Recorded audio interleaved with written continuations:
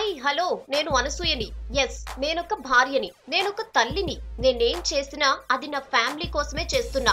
నా భర్త నాకు ఫుల్ సపోర్ట్ చేస్తున్నారు. నేను చాలా లక్కీ ఈ విషయంలో. భగవంతుడు నాకు మంచి భర్తనిచ్చాడు. నేను కూడా ప్రొఫెషనల్ గా ఫీల్డ్ లో ఎలా ఉండాలో అలానే చేస్తున్నాను. రోమ్ లో ఉన్నప్పుడు రోమ్ లో ఉన్నట్టే ఉండాలి, కానీ వేరేలా ఉంటామంటే కుదరదు కదా. అలాగే నేను కూడా ఏం చేసినా ప్రొఫెషనల్ గానే చేస్తున్నాను. అయినా మీరు నా గురించి ఆలోచించడం మంచిదే, కానీ విమర్శలు ఎందుకు చేస్తున్నారో అర్థం కావడం లేదు.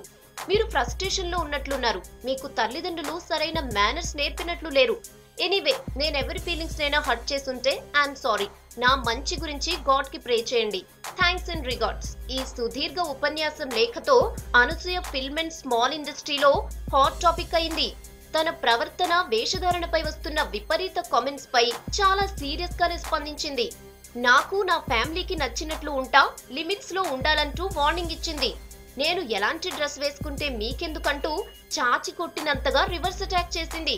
అయినా అంటే అన్నారు, కానీ అందర్నీ ఆస్వాదించండి, ఆరాధించండి, తిట్టించుకోవడం ఎందుకు ఫ్యాన్స్. ఇకనైనా అనసూయ అభిమానులు మారతారని ఆశిద్దాం.